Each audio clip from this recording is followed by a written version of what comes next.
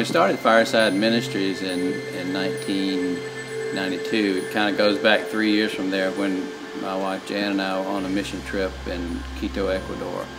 We had about 100 youth there, and we were doing construction for a church on building a basketball court, pouring concrete by hand, and just having a great time. Couldn't speak the language, but doing it because we just wanted to be there and love the Lord and love the children that were there with us. And one afternoon on the side of the road, after we had showered and gotten just some rest time, we were just sitting there on the side of the road, and Jan and I just started thinking about, well, what if our life would look like this, you know, from now on?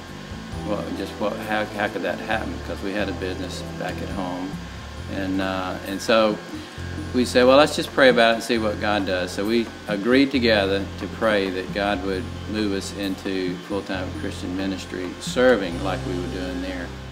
I met Finn Hitchcock through Joan Johnson, the teacher, many years ago when I was very young, and he was taking violin lessons as an adult student, which at the time I just found hilarious, that an adult would actually want to do this, since I resented doing it so much.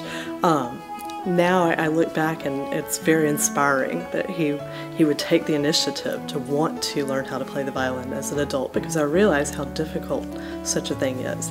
I had just seen a movie that made a big impact on my life. It's called Music from the Heart, and it was a true story about a lady who took 50 violins into the heart of Harlem and started a ministry of music to kids that would never have that opportunity. The summer that Finn called me, it really was all of the Lord, I think, because I had just completed a class, an enrichment class called Every Child Can, and it's sponsored by the Suzuki Association of the Americas. This class is based on the premise that literally every child can. There's no such thing as a child who has any kind of barrier, whether it's a learning disability, gross motor skill disability, socioeconomic disability, doesn't really matter. The idea of the Suzuki method and philosophy is that given small steps, anyone can be taught to play any instrument, but especially the violin. So we started that, our third year at Heritage, with 5 children again, and so we've continued that to this day, and now this last year we had like 47 children. This next year we hope to involve even 3 new kindergarten classes in it, so we could have close to 100 children taking Suzuki violin.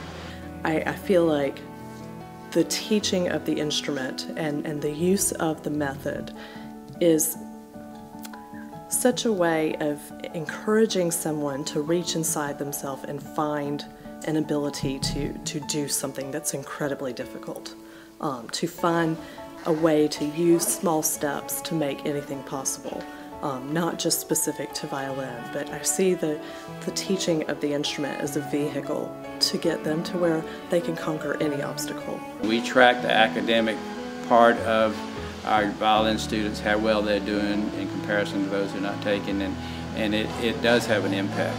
And some of our children have even gotten scholarships to Davidson Fine Art School.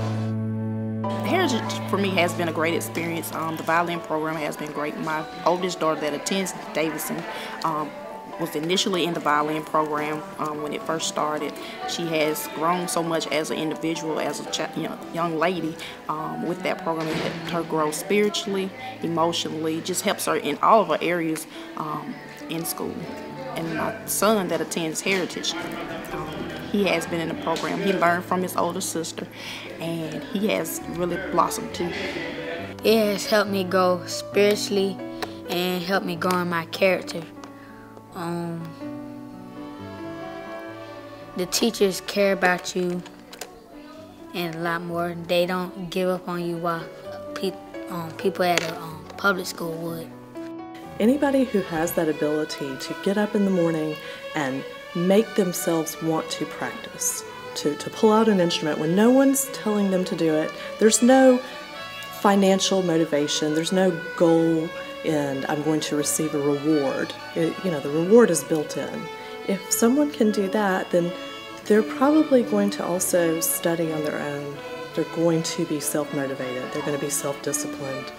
It's just going to lend itself to a personality type that wants to achieve, and achieve for the sake of achieving, not for, like I said, any kind of reward or any kind of outside motivation. There'll be an internal motivation involved. We've just seen our children progress from squeaking on the violin and being, hard on the parents, to the parents come and in tears see a performance with their children, with many others. And it's just very gratifying to be part of that process. We aren't the answer. We get to be part of that process of walking with the children and their families to do what God has given us opportunity to do. So that's been a good program.